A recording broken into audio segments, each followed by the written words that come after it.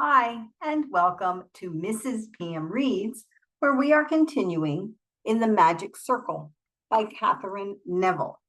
And in our last video, Ariel and Sam were discussing all kinds of possibilities about the pieces of the, basically Pandora's estate and the possibility that they'd all been sent to different children, and the fact that perhaps August is more involved than he leads on. They also figure that the best way to find out is to really get to know what happened at Pandora's reading of the will. And the executor is none other than Laugh's violin teacher as a child, Dacian Balsarades, which is Pandora's cousin. And they think he's still alive and that Zoe is the only one that can tell them where he is. So, because Wolfgang had asked Ariel to go and meet with Zoe, she's going to. And in the meantime, they're going to do a little background searching and digging, and they're reminding each other to please be safe because apparently this is a very deadly business. Woo. All right, jack cover's coming up. Okay, so here we go. The magic circle continues. I was coming over the top of the high meadow when I saw his outline against the shadowy blue snow in the lower meadow. So she's leaving the cabin and she's got to ski back to her vehicle. An athletic form in a sleek, dark ski suit and goggles, his shaggy hair moving in the morning breeze. I didn't need to see his face. No two people could move with that grace and agility on the snow. It was definitely Wolfgang Hauser, and he was headed towards me, following my tracks, the only ones that had been cut down there, I was sure, in last night's new snow. Holy S-word. Thank God we decided to take separate routes out. But at the speed Wolfgang was moving, it would only be moments before he reached the place in the woods where Sam's tracks and mine joined this morning. How in hell was I supposed to explain why and with whom I decided to go skiing in this isolated spot before dawn? The question of what Wolfgang himself was doing there when he was supposed to be 600 miles away in Nevada would just have to wait. In panic, I bolted off the rim and slashed down through the woods. It had never occurred to me that I should return by the same path I'd used that morning. I wasn't even sure where my old trail was in these woods, or, since it had been dark, exactly where Sam and I had met. My only ambition was to find Wolfgang before he himself reached that spot, and we would have something very, very difficult to discuss. I was moving so fast through the blur of the woods that I skied right past him. Ariel, I heard with a Doppler effect and screeched to a halt, nearly wrapping myself around a tree. I gingerly cross-hatched back through the woods. Wolfgang, skating between the trees, pulled aside fir branches laden with last night's snow as he passed. As he released each branch, the load dropped on the ground with a soft boom.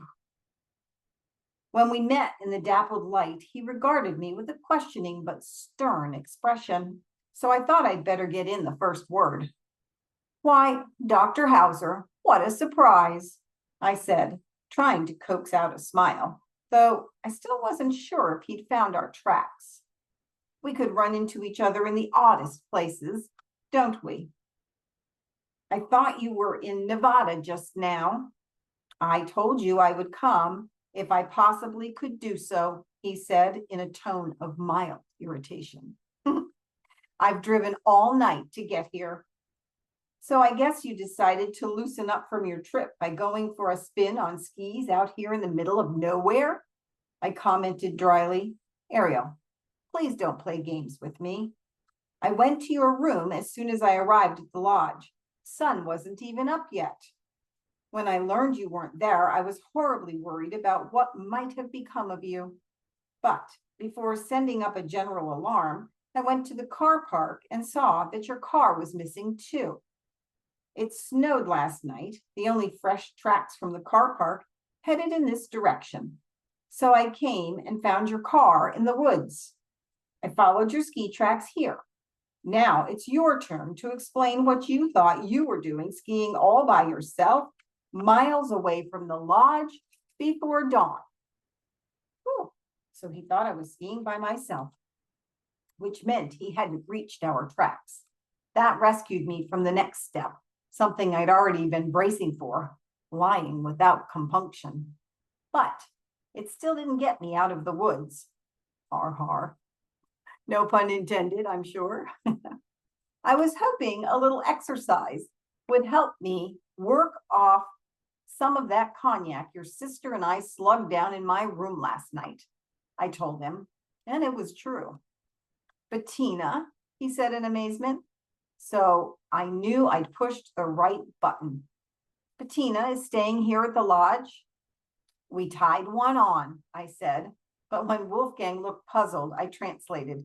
We got drunk together, and I pumped her for information about you. Now I understand why you told me my uncle Lafcadio was just an acquaintance of yours, not a friend.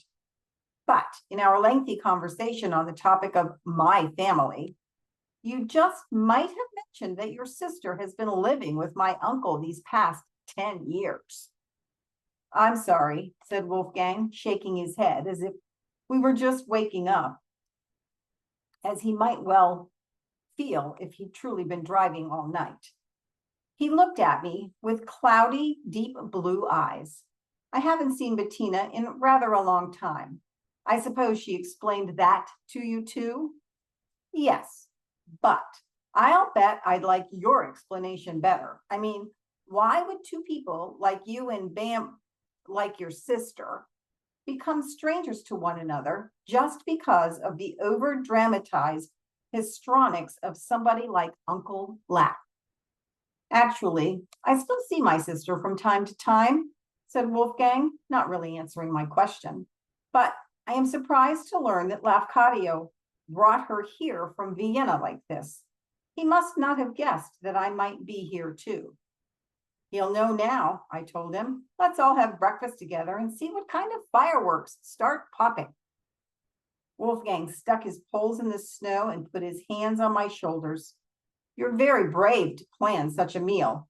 Have I said that I missed you and that Nevada is a truly awful place? I thought Germans always loved all those neon lights, I said. Germans, said Wolfgang, taking his hands from my shoulders. Who told you? Oh, Bettina. It appears you did get her drunk. I smiled back and shrugged. My favorite interrogation technique. I learned it at the breast of my mother, I admitted. By the way, since it now seems that you and I are practically related through this attachment of my uncle and your sister, I thought I might get more personal and ask things I want to know about you. Like, for instance, what does the K stand for? Wolfgang was still smiling, but raised one eyebrow in curiosity. It stands for my middle name, Caspar. Why do you ask? Like Casper the Friendly Ghost? I said with a laugh. Like Balthazar, Melchior, and Caspar. You know, those three wise magi who brought gifts to the infant Jesus. Then Wolfgang added, who suggested that you ask me that question? Boy, I might be terrific at interrogating the incredibly soused, but it seemed I was the world's worst myself at handling unexpected questions. I tried to punt. I guess you don't know I have a photographic memory, I said, not really answering his question. I saw your name logged into a sign-in book at the site, including all that Herr Professor Doctor business and the fact that you're stationed at Krems, Austria. Where on earth is Krems anyway? I rattled on blithely, hoping I could wriggle from beneath Wolfgang's penetrating and rather suspicious gaze. Actually, it's where you and I will be heading together on Tuesday, said Wolfgang. So you will be able to see for yourself. I tried not to do a double take since my head was starting to throb with the effect of what liquor I hadn't managed to ski off. You mean this Tuesday? I said, feeling slightly hysterical. This couldn't be happening again. Not now. Not after I just found Sam and had no way to find him again until he found me.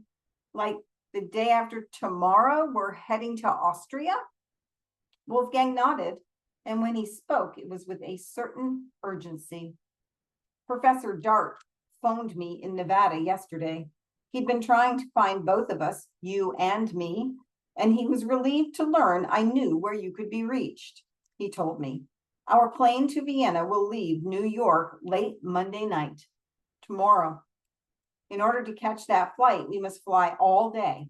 That's why I drove last night from Nevada to get here, pick you up en route, and get us both back in time to pack. I thought since you told me Maxfield would be here anyway, he could bring your car later and you'd come with me. Ooh. There are many things you and I need to discuss in private before we leave the country. We'll have time for breakfast here, of course, but we must, whoa, I cried, holding up my ski mitt. May I ask exactly why you and I are suddenly jetting off to Vienna together? Or has something escaped me? Oh, didn't I say? He said, smiling somewhat abashedly. Our Soviet visas have been approved by the embassy. Vienna is our first stop en route to Leningrad. 12 minutes. Okay, I think that's good. Besides, I have a tickle in my throat. And it's a stopping spot. There's a little natural stopping spot there. So that's it for today. All right, you guys. I hope you have a wonderful day, and I will see you next time.